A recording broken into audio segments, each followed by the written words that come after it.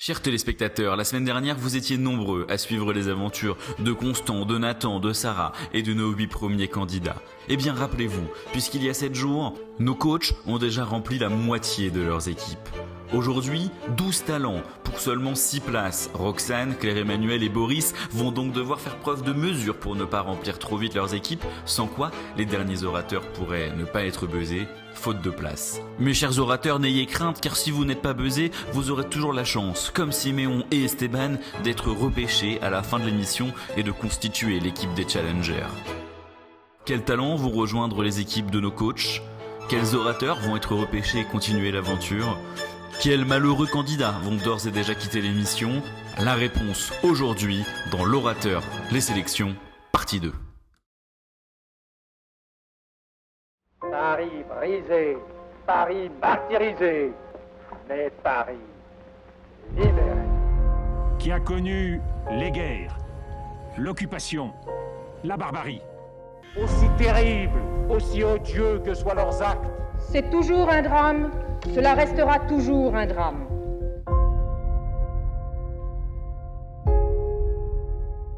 Cette semaine, nos 12 candidats vont se rendre au pupitre pour répondre à une question qui a inondé de doutes Jean de La Fontaine. La cigale est-elle une hédoniste qui s'ignore? Pour répondre à cette question quelque peu complexe, ce sera Thomas qui s'y risquera en premier. Salut Thomas, alors quelques minutes avant que tu passes, comment te sens-tu? Un peu stressé, mais très confiant malgré tout.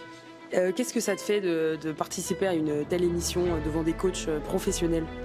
C'est en soi une assez bonne opportunité pour s'exprimer devant des personnes qui ont l'habitude de côtoyer l'éloquence et l'oratoire dans tous les jours, mais ça rajoute une pression supplémentaire pour justement se surpasser, je trouve. Et quel est ton défi personnel en participant à ce concours? Gagner.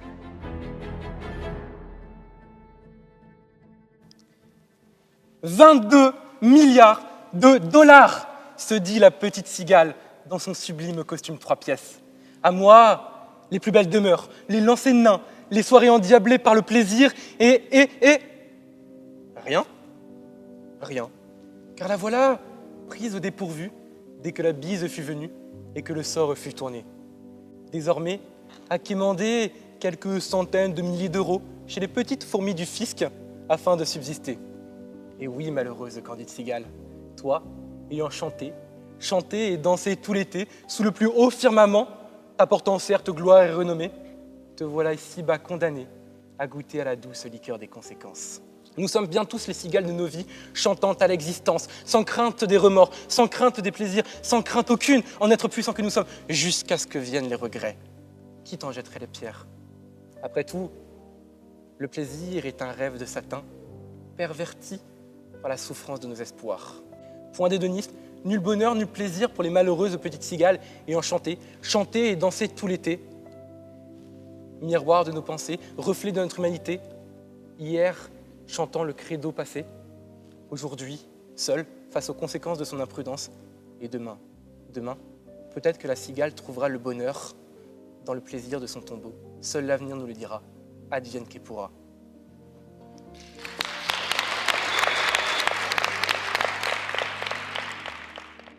Chers téléspectateurs, n'oubliez jamais que les discours sont montés et qu'en réalité nos talents restent 5 minutes devant le pupitre. C'est pourquoi, parfois, vous pouvez avoir l'impression de perdre un peu le fil de leur discours, mais nous essaierons tout au long de cette émission de garder la plus grande fidélité à leurs paroles. Alors, en un mot, moi, il m'a manqué un petit peu parfois de simplicité, tout simplement. La simplicité qui, à mon avis, t'appartient aussi, mais que tu n'as pas forcément eu envie de mettre en avant là pour cette prestation-là. Mais donc c'est juste ça, mais sinon ta prestation était évidemment réussie. Je pense qu'il faut que tu prennes plus le temps. J'ai senti du stress quand tu parlais, tu cherchais un petit peu tes mots et du coup ma concentration est allée sur ce stress-là où je voyais que tu cherchais un petit peu du regard. Voilà, c'est pour cette raison que je n'ai pas buzzé. Mais je te félicite. Le fait que ce soit pas simple, justement, c'est intéressant.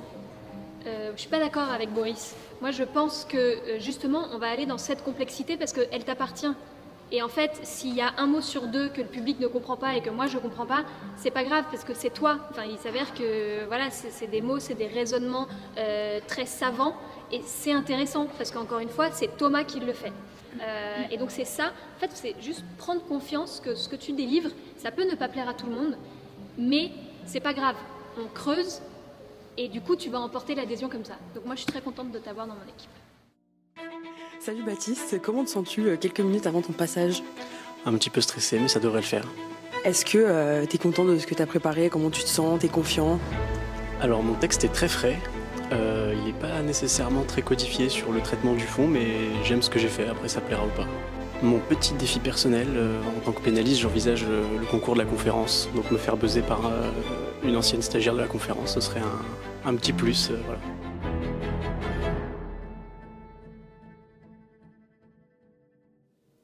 Ce matin-là, un rayon de soleil a frappé le muret de pierre qui bordait l'oliveraie. Il était incroyablement vif. Ce n'était pas le même qu'hier, ni le même qu'aucun autre, c'était le premier.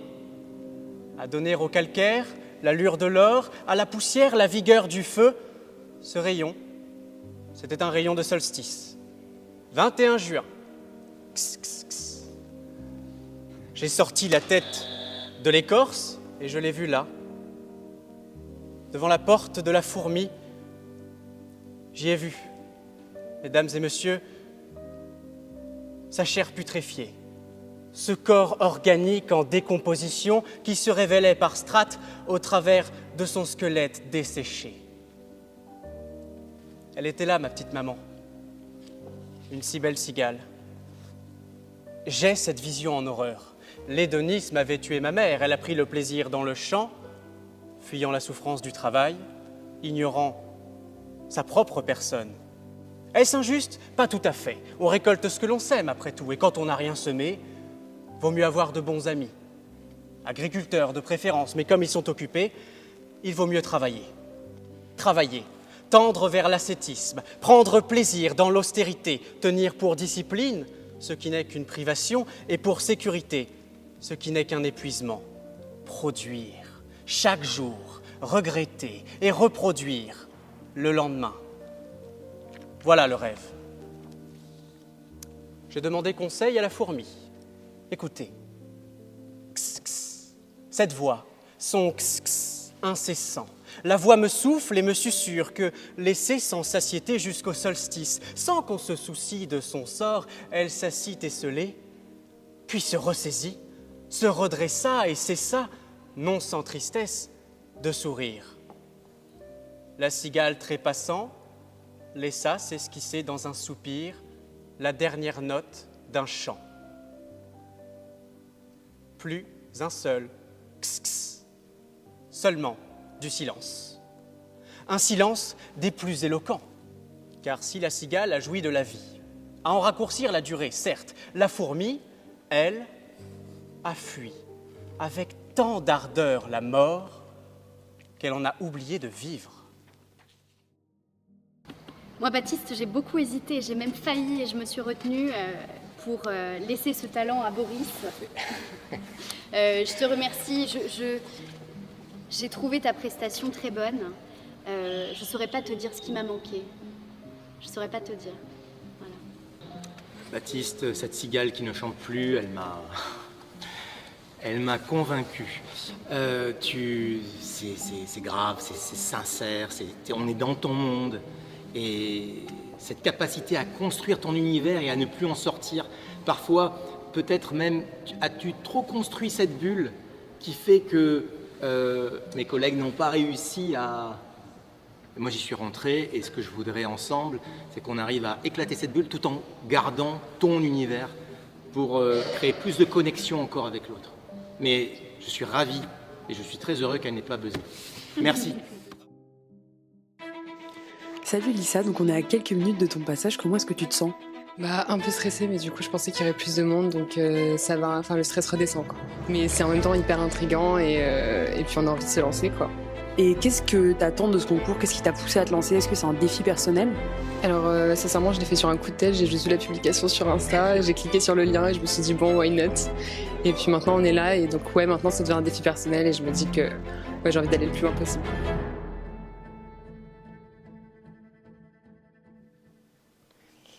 Mesdames, Monsieur, je me dois, ou du moins j'ai l'envie, d'être honnête avec vous.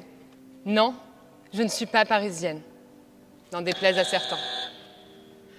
Oui, je suis venue ici pour profiter des opportunités que la capitale avait à m'offrir. Mais originellement, je viens de cette région où la mer est à 2 pas, où la pétanque et le pastis sont les mots d'ordre, où les chants des supporters marseillais se font entendre, tout autant que leurs pleurs après chaque match d'ailleurs, et où les cigales les accompagnent en chœur. Oui, je viens de ce pays où la mélodie des cigales berce nos après-midi d'été, celles aux calanques et nos barbecues entre amis. Oui, je viens de ce pays où les x, excellents, exquis, extraordinaires résonnent jour et nuit. La cigale fait partie de moi, de nous. Elle est bien plus qu'un insecte, c'est un symbole, celui de notre douce et belle Provence. Si on nous la retirait, Mère Provence perdrait de son essence. Alors, en tant que Marseillaise affirmée, je vais aller droit au but. La cigale, moi, je la connais, mieux que vous. Si Jean de La Fontaine mettait en avant le travail acharné et la régularité de la fourmi, qui d'ailleurs nous plaît à beaucoup, particulièrement en tant que juriste, favorisant un raisonnement presque syllogistique dont la caractéristique est méthodique, je pense que la cigale n'est pas que travers. Et qu'au contraire, sa vision intuitive, synthétique, presque magique du désir est peut-être l'une des clés dans notre recherche personnelle du bonheur. J'ai un vrai cas de conscience, puisque je connais la cigale comme toi, pour y être né et avoir vécu à ses côtés quelques années. Donc, mais c'était vraiment très beau ce que tu as fait. Vraiment très très beau. Et puis finir sur le bonheur, c'est quelque chose qui ne peut que me toucher. Si j'ai pas appuyé, c'est peut-être parce qu'on arrive à un moment donné où ça commence à être un petit peu, le niveau commence à être élevé et c'est juste ça. Ma chère cigale, qui vient de la côte Est, je vais t'amener avec moi sur la côte Ouest. Et avec grand plaisir, la conférence du barreau de Bordeaux est absolument ravie de t'avoir dans son équipe. Merci beaucoup. Alors qu'Elissa rejoint Sarah et Guillaume dans l'équipe de Claire-Emmanuel, chacun de nos coachs dispose dorénavant de 3 talents. Il ne reste donc plus que 3 places pour les 8 orateurs suivants. Les buzz valent très très cher. Salut Raphaël, alors comment te sens-tu à quelques minutes de ton passage ? Eh ben écoute, un peu stressé. En arrivant, je me suis dit ça va, je l'ai répété, j'ai demandé l'avis d'autres, on m'a dit que ça a été. Après, j'ai assisté à quelques plaidoiries tout à l'heure, je me suis dit ah oui, quand même. On verra. Après, ce discours, je l'aime parce que, encore une fois, c'est un message que j'ai voulu transmettre. J'ai compris, à travers évidemment mon discours, le message que j'ai voulu transmettre. Est-ce que les autres vont l'avoir compris ? Est-ce que le jury va l'avoir compris ? C'est toute la question. On verra tout à l'heure la réponse.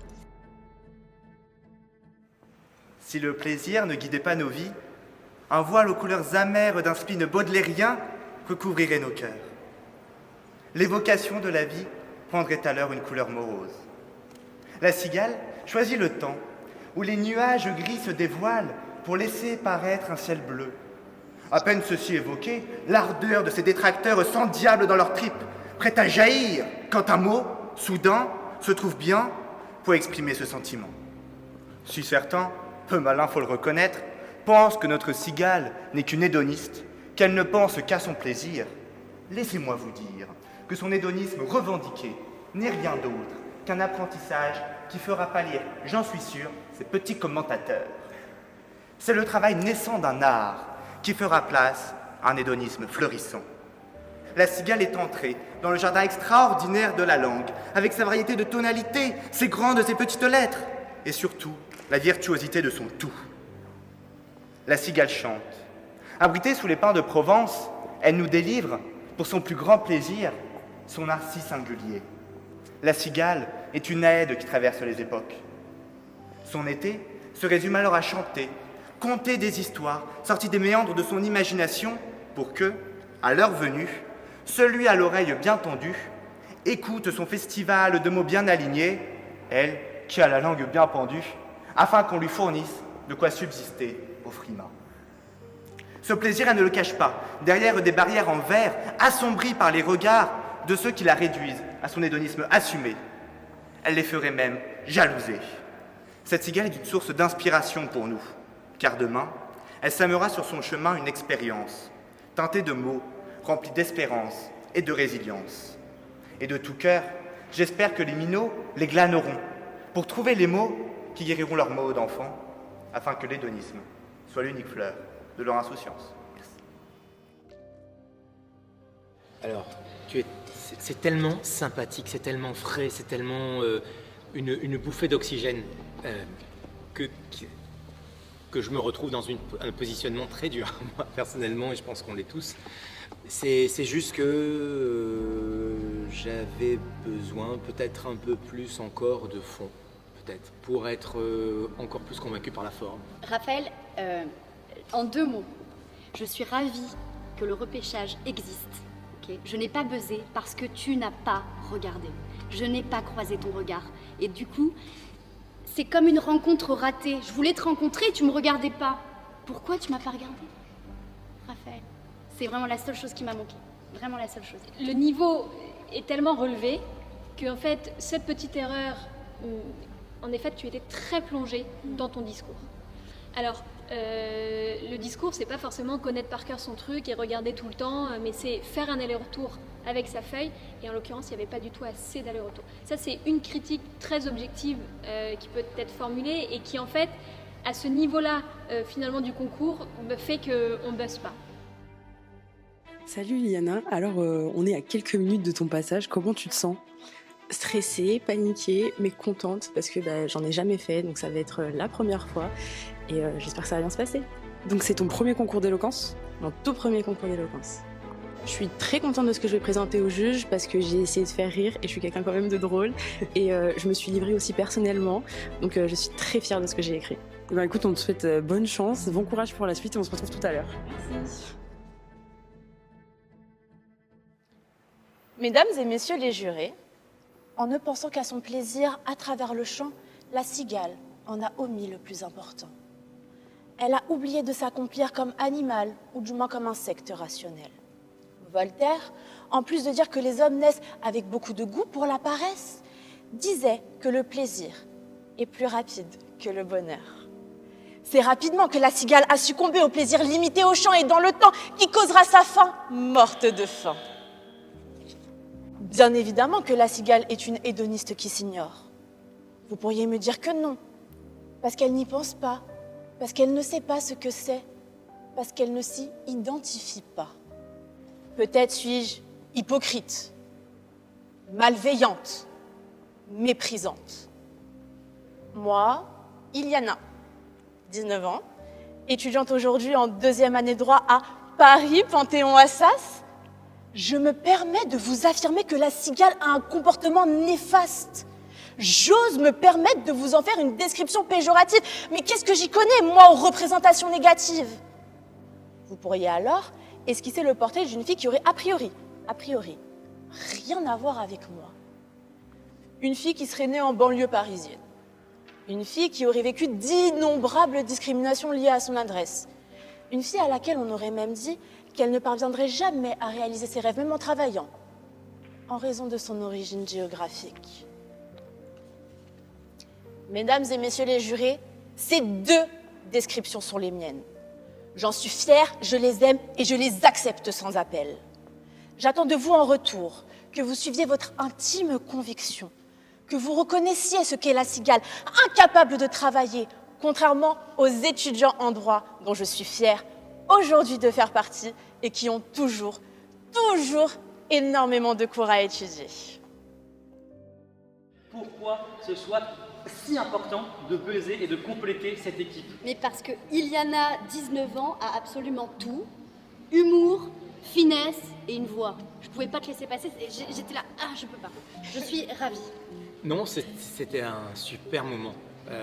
Et ce que j'ai trouvé le plus fort dans ton discours, c'est quand tu ramenais à toi, quand tu parlais de toi, de ce que tu es, pourquoi tu es là, et ce que tu es, c'est ce qu'il y a de plus précieux. Et donc, à exploiter, je trouve.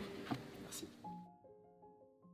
Salut Adèle, on est à quelques minutes de ton passage. Qu'est-ce que ça te fait de participer à un concours comme ça, un peu inédit, devant des caméras, devant des professionnels de l'art oratoire, professionnels du droit? C'est un peu original comme concept. Qu'est-ce que ça te fait?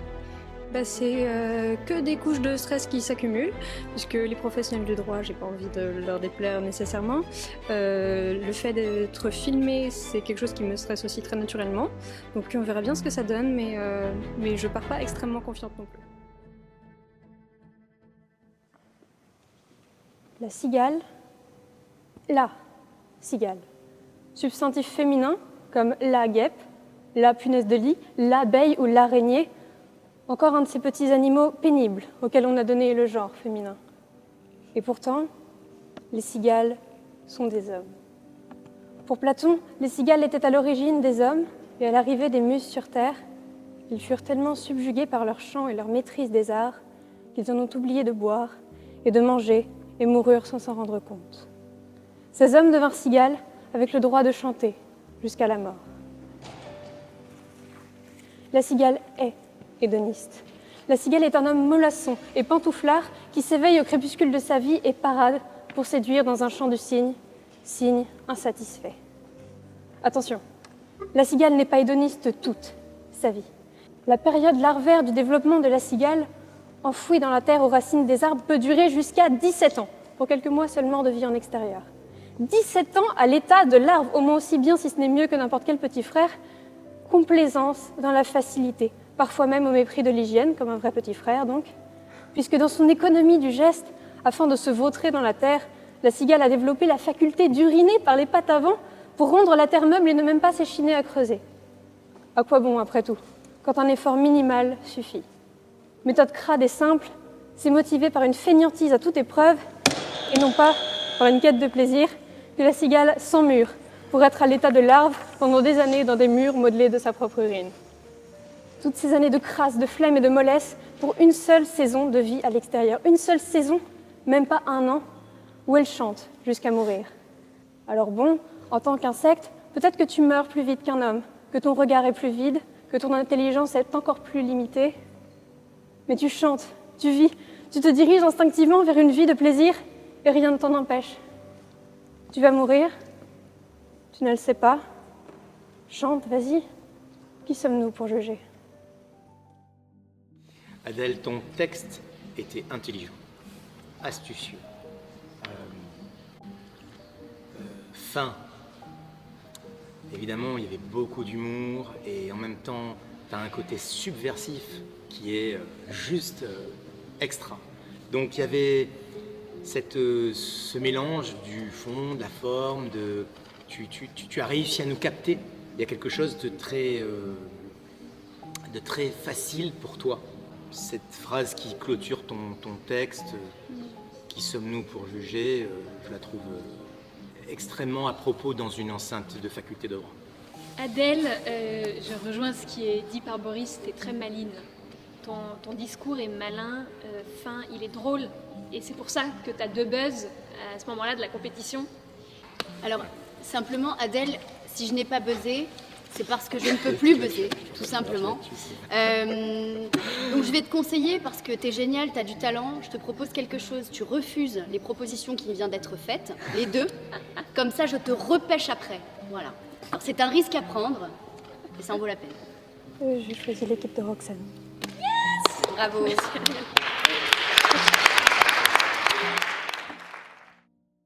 Salut Benjamin, alors on est à quelques minutes de ton passage, comment est-ce que tu te sens ?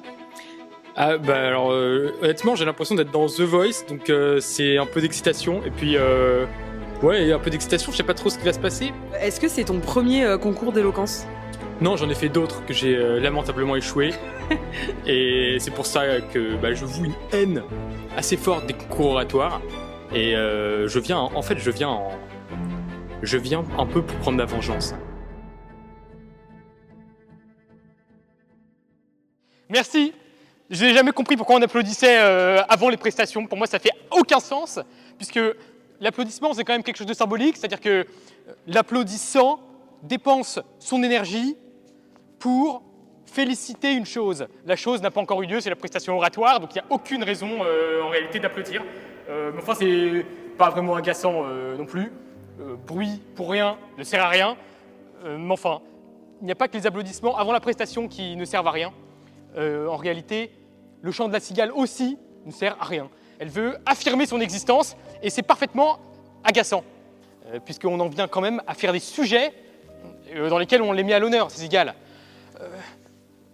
La cigale est-elle hédoniste? Enfin, elle n'est peut-être pas hédoniste parce que c'est un animal, mais elle est peut-être hédoniste sans le savoir. Alors elle l'ignorerait, ce qui en ferait une nature supérieure, parce que l'hédonisme par nature, c'est quand même supérieur à l'hédonisme par choix philosophique. C'est parfaitement ridicule. Mais enfin, mesdames, messieurs les coachs, désormais envisageons le mariage entre la cigale et la philosophie hédoniste. Je ferai donc le maire, parce que je n'ai pas le droit de faire la plaidoirie à deux. Cigale, acceptez-vous de prendre pour époux la philosophie hédoniste? La cigale, qu'on aurait posée avec précaution sur un minuscule podium, répondrait à un chant monotone, rythmé par l'instinct, dénué de toute compréhension ou intérêt pour la question posée. Une cigale. L'hypothétique conjoint, donc la philosophie hédoniste, essaierait de rattraper le coup, lançant des questions profondes à la cigale, attendant d'elle des réflexions subtiles sur la distinction entre plaisir, désir et souffrance, se plongeant dans les méandres d'une pensée complexe. Mais de la cigale, nous n'entendrons jamais plus qu'un chant monotone et tout à fait idiot. Le contraste est saisissant. La cigale, captive de son instinct primaire, la philosophie hédoniste, est prise d'une quête de plaisir réfléchie et de sagesse.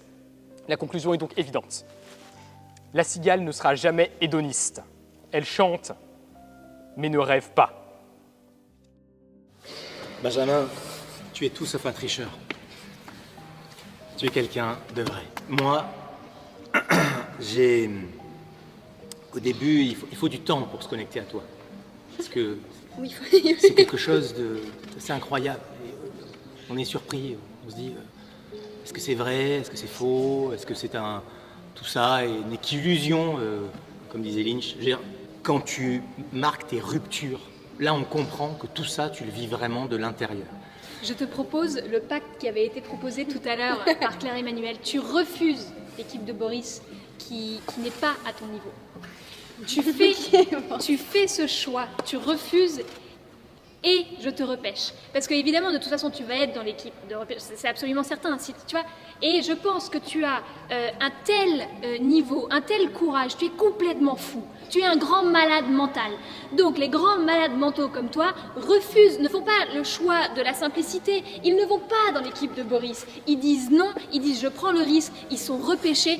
Et après, au deuxième tour, ils sont repêchés dans l'équipe de Roxane Bess parce que c'est une équipe faite pour toi. Benjamin, que consommes-tu, en fait? Quel est trop de sucre, il faut m'expliquer. Je suis absolument dépassée par ton énergie. T'arrives, t'es une boule de feu, je suis là, mais qu'est-ce qu'il fait? Il va nous exploser entre les doigts, et puis après tu te canalises, tu reprends, c'est saisissant, c'est incroyable. Et oui, t'es un grand malade, donc en tant que grand malade, ce que tu vas faire, c'est que tu vas prendre la meilleure décision de ta vie. Tu vas dire non à Boris, tu vas dire non à Roxane, et tu vas dire oui à Bordeaux. Voilà, c'est ça. À l'heure où nous parlons, les orateurs ne peuvent plus rejoindre les équipes des coachs qui sont d'ores et déjà complètes. Cependant, pour nos futurs candidats, la tâche est encore importante. C'est celle de convaincre les membres du public pour être repêchés. Sonia, Mathilde, vous êtes les premières à discourir, non pas pour convaincre les coachs, mais le public. Salut Sonia, alors on est à quelques minutes de ton passage, comment tu te sens? Alors je suis un peu stressée, mais j'essaye de rester calme, tout va bien se passer. Je trouve ça très impressionnant. Après, je pense que c'est aussi une très belle opportunité à saisir pour apprendre, s'améliorer. Et je veux dire qu'on soit sélectionné ou pas, il y a quand même des choses à en retirer.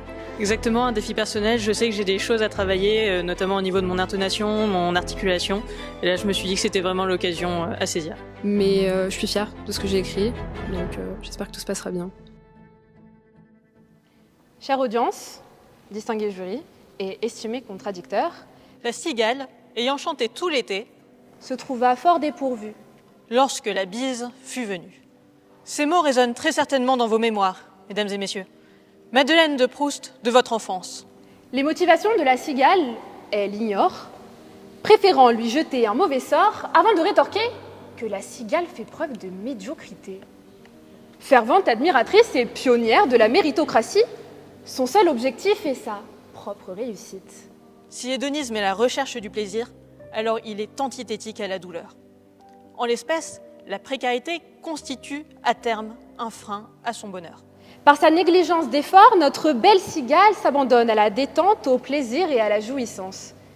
Hédoniste certes par ses aspects, je m'oppose néanmoins à son ignorance. La cigale, hédoniste peut-être, paresseuse sûrement, mais s'ignore-t-elle? C'est ballot. J'étais à ça de gagner le gros lot, pouvoir me reposer sur mes lauriers et faire comme la cigale, chanter et danser pour mes derniers jours de liberté. Mais j'ai été rattrapée par la réalité. En conclusion, la cigale, loin d'être simplement une hédoniste innocente, constitue un symbole d'insouciance et d'irresponsabilité. Elle incarne une critique de ceux qui choisissent de vivre au jour le jour sans penser aux conséquences, qui recherchent le plaisir immédiat sans se soucier de leur avenir, de celui des autres. Tu fais un très gros travail de prendre le sujet, de répondre au sujet, de le prendre, voilà, et de vraiment te dire, bon, scolairement, j'ai le sujet, j'y réponds, et tu vas dans l'exercice, et ça, c'est très bien. Je pense que pour donner encore plus de percussion à ton discours, tu pourrais insister sur les fins de phrases. Tu as eu tendance, parfois, et c'est quelque chose qui est très courant, hein, c'est pas du tout, à baisser ton ton quand tu finis ta phrase. Et souvent, tu finissais par des mots hyper importants, comme la mort, comme autre chose. Et c'est vrai que parfois, on a envie que hop, tu reviennes. Et c'est souvent ça quand le texte prend le pas sur le fait de le vivre, en fait. Voilà. Mais je t'ai trouvé en place, élégante, courageuse et déterminée. Et vraiment, ce sont de très belles qualités. Juste te dire, parce que pour une fois que je suis d'accord avec Roxane, faut quand même le souligner, Mathilde, je pense exactement la même chose. Et en fait, quand on disait tout à l'heure prendre le public par la main, il faut trouver le juste équilibre entre je te mets sous tutelle, il faut toujours laisser l'impression au public qu'il est intelligent. Et quand tu expliques trop, on a ce truc, c'est l'ego, hein, voilà, c'est un fardeau, mais c'est humain, de dire, elle me prend quand même pour des imbéciles, alors que pas du tout, t'es là pour nous accompagner, mais c'était peut-être un peu trop. Salut Garance, alors à quelques minutes de ton passage, comment est-ce que tu te sens ?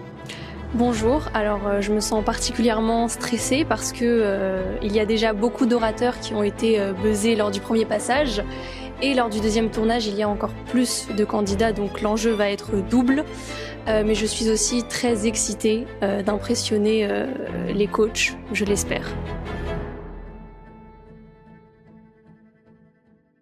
Le verdict est tombé, la cigale a fauté. La cigale a fauté parce que la cigale a chanté. Voilà ce que la plupart des gens s'acharnent à répéter. Mais depuis quand le matériel que l'on met de côté, que l'on engrange, que l'on empile, nous permet-il aisément d'exister ? Est-ce nos objets qui définissent notre identité et déterminent notre durée ?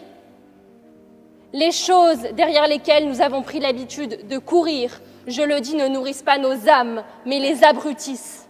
Échanger un bout de soi contre toute forme de valeur chiffrée, je le clame, n'est pas une richesse pour l'âme, mais un sacrifice. Le capital ne nous rend pas braves, ou plus préparés aux jours rudes et glaciales. Personnellement, l'hiver, quand tout est sombre et qu'il faut affronter la nuit à 17h30, les écharpes qui grattent, la chaussée glissante et par-dessus le marché les premiers examens, ce dont j'ai besoin pour survivre au froid, ce n'est pas un manteau de chez Chanel ou même un chocolat chaud. Ce qui me donne de l'ardeur, du courage, de la force, ce sont mes souvenirs du temps beau qui rayonnent et résonnent en moi depuis le phare de Saint-Malo. La cigale l'été prépare donc des provisions sonores, rythmiques, harmonieuses, des biens spirituels qui ne s'épuiseront pas, qui ne se consumeront pas si éternels sont-ils, et prépare ainsi l'avenir de son cœur, qui lui ne sera gelé par le froid. La cigale, en agitant sa douce voix, ne pense donc pas à sa jouissance immédiate ou à sa volupté charnelle, mais bien à sa continuité, à sa postérité, à sa pérennité. Mais celle-ci n'est pas prêteuse, C'est là son plus gros péché. Qu'avez-vous fait de vos jeunes années dira-t-elle à son emprunteuse. Nuit et jour à tout venant, je semais, ne vous en déplaise. Vous semiez, j'en suis fort aise. Eh bien, récoltez désormais.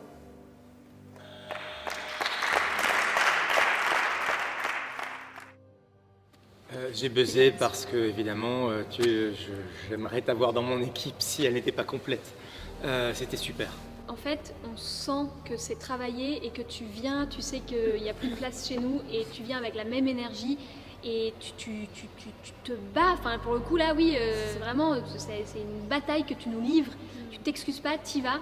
Et je vais te dire un truc que moi, on me dit souvent, on m'a souvent dit, et c'est vraiment une qualité, attention, même si au premier abord, peut-être que on n'entend pas vraiment comme une qualité, mais j'ai peur de ce que tu veux dire. Je sens que tu es une vraie casse-couille. Voilà, je savais que... 100%. En fait, tu as des trucs, tu es là pour les dire et t'en as rien à foutre. Si tu parais pas sympathique, t'en as rien à foutre. Et en fait, ça c'est génial. Tu as une thèse, tu viens, tu fonces, t'as pas d'armure et tu nous rentres dedans. Et en fait, moi je trouve ça extrêmement courageux de pas venir... t'es pas du tout dans la séduction, tu vois, t'es dans la conviction. Et je trouve ça très très fort. Bravo. Bonjour Salif, donc là on est à quelques minutes de ton passage, comment est-ce que tu te sens? Bonjour, je me dirais que je me sens à l'aise, je suis pas stressé tout et tout, donc je suis prêt, je suis venu prêt. En attendant le résultat des jurys, j'espère que je plairai à un jury quand même. Et est-ce que c'est ton premier concours d'éloquence? Oui, tout à fait, c'est mon premier concours d'éloquence, oui. J'ai rêvé de remporter des concours, notamment d'éloquence, donc du coup ça me permet de me forger et puis aussi pour une carrière professionnelle meilleure.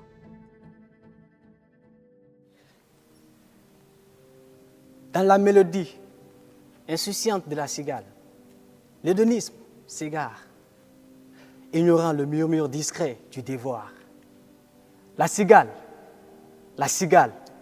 ah cette sacrée cigale, qu'est-ce que j'aime cette cigale! Mesdames et messieurs, laissez-moi vous conter l'histoire fascinante de la cigale, cette créature qui se pavane légèrement sur les brins d'été. Est-elle véritablement une hédoniste qui s'ignore? Ou dissimule-t-elle une profonde sagesse que nous, humains, peinons à discerner? Alors, plongeons dans le labyrinthe de sa symphonie, à travers les vers de sa vie, dévoilant les échos cachés de son bonheur. Et découvrons si derrière cette créature se cache la philosophie subtile de l'hédonisme inconscient. Dans les deux camps, chacun choisit son camp. Faudrait mieux choisir le bon camp, en tenant compte de son cas, car n'oublie pas que ton cas n'est pas mon cas ne sera pas ton cas. Vous savez, il y en a qui ont passé toute leur vie à préparer un avenir qu'ils n'ont jamais vu. D'autres ont passé toute leur vie à profiter de l'instant présent et finir par se retrouver à l'avenir dans une désillusion pesante. Alors, mesdames et messieurs, je vous dirais que dans le chant insouciant de la cigale, la nature compose son propre hymne hédoniste, révélant que le bonheur réside parfois dans la simplicité de l'instant plutôt que dans la quête incessante du bonheur, mais aussi parfois à apprêter le lendemain pour ne pas mordre les doigts demain. Je vous remercie. Merci. Salif, tu as quelque chose d'assez extraordinaire. C'est que peu importe ce que tu me racontes, je te suis. En fait, tu as un sourire, il y a quelque chose dans ton visage, dans ton attitude qui fait qu'on a envie de te croire, on a envie de te suivre. C'est une qualité qui est énorme. Rien que pour ça, je pense sincèrement que tu as ta place dans la suite de l'aventure. Ce que j'ai beaucoup aimé chez toi, c'est cette capacité à prendre du recul sur ce que tu dis. Et en fait, on a l'impression que tu es au-dessus. En fait. Tu nous poses des questions et alors le je sais pas, il m'a cloué parce que je voulais la réponse, moi, pour m'aider à moi. Voilà, merci. Salut Maxime, alors on est à quelques minutes de ton passage. Est-ce que c'est ton premier concours d'éloquence? Ce n'est pas mon premier concours d'éloquence. J'en ai fait quelques-uns au lycée et en première année. Qu'est-ce qui t'a poussé à participer? Est-ce que c'est un défi personnel pour toi de participer, qu'importe l'issue de cette première session? C'est toujours un défi, effectivement, parce que participer à un concours d'éloquence, ça nous pousse à aller dans nos derniers retranchements au niveau de la créativité et également à mieux maîtriser sa maîtrise de la langue française. Bon, bah voilà, hein, je passe dernier. Et comme on dit, on garde toujours le meilleur pour la fin. Mais pourtant, ce que j'ai à vous dire aujourd'hui, mesdames et messieurs, n'a rien de bon. Au loin, dans une plaine aride et enneigée, une étrange troupe se presse pour assister au triste spectacle. Là, corbeaux, renards, cigognes et cafards s'assemblent dans une danse macabre, sans sens ni séance, autour d'un coup du sort. Car sous la neige, un corps. Là, gît, morte, la cigale, leur voisine. Et ses pattes crispées, tant par le gel que par la raideur cadavérique, ont inscrit dans la neige une phrase qui dit que j'ai faim. Et un point final marque un trait sur la fin tragique de sa vie. Le corbeau, lui, a lâché son fromage, mais ne se sent pas de chanter. Le renard, à l'odeur alléchée, n'y jette même pas un coup d'œil. Et tous les animaux ont ce même murmure à l'esprit. Pourquoi, mesdames et messieurs, cette chute de la pauvre cigale prouve une chose. Elle n'est pas une hédoniste qui s'ignore, non. La cigale est la victime de la souffrance ignorée. Maxime, je te félicite pour ta prestation. Pour moi, dans ton discours, il y a eu deux temps. Un premier temps où j'étais pas encore avec toi, et le deuxième temps où tu t'es transformé en un très bel avocat. Voilà. Tu as défendu la cigale, cette miséreuse qui se tue à la tâche à chanter. C'était tellement bien fait. Je ne sais pas ce que tu veux faire plus tard. En tout cas, si tu embrasses la profession qui est la nôtre, je pense que tu as totalement ta place. C'était magnifique. Je rejoins le discours, il est bien, il est construit, et puis c'est fort, tu vois, genre t'as un truc fort à nous dire, mais je pense que sur la forme, t'as pas grand-chose juste pour te dire, je lâche tout ce qu'on m'a appris, en fait, de ce que c'est l'éloquence, et je vais faire ce que moi, je pense être éloquent. Après 20 discours d'exception, 20 candidats courageux, 20 choix plus que compliqués, les équipes de l'Orateur 2024 sont constituées. D'abord, la seule équipe paritaire de l'émission avec Alice, Capucine, Baptiste et Benjamin qui constituent l'équipe de Boris. Ensuite, une équipe à la dominante masculine avec Constant, Nathan, Thomas et Adèle qui consacrent l'équipe de Roxane. Et enfin, une équipe qui répond à celle de Roxane avec une équipe à la dominante féminine avec Sarah, Guillaume, Elissa et Iliana pour constituer l'équipe de Claire Emmanuel. Ces trois équipes auront à s'affronter la semaine prochaine lors du débat, mais il reste à savoir qui va le rejoindre dans l'équipe des challengers. C'en est terminé du passage de nos 20 orateurs. Après des doutes, des buzz, des retours, la question est la suivante. Qui parmi les primo-éliminés vont devenir non plus des éliminés, mais des challengers? Qui parmi ceux qui ont prétendument perdus vont finalement participer au débat du second tour? Et pourquoi pas rejoindre par la suite les équipes de nos coachs? Eh bien, après délibération avec le public, avec ces mêmes coachs, j'appelle l'huissier du jour, je précise évidemment qu'il ne l'est pas pour des soucis de faux exercice de la profession, Monsieur Ferdinand Spacer, qui va nous apporter le sésame. Merci beaucoup. J'appelle sur scène Esteban Coutinho-Diaz. J'appelle quelqu'un qui nous a tous beaucoup touchés, je crois, Raphaël Dehou.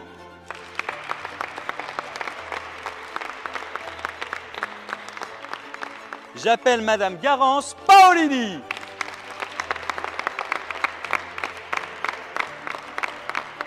La dernière ou le dernier qui va continuer l'aventure, Monsieur Salif Kouyaté.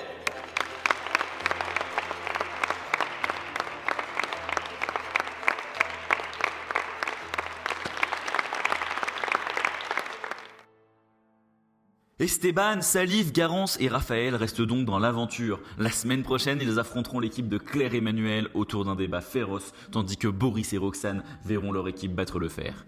Si, à l'issue de cette épreuve, nos coachs ne conserveront que 2 talents dans leurs équipes, ils auront la possibilité de récupérer un challenger qui rejoindra leur équipe avant les demi-finales.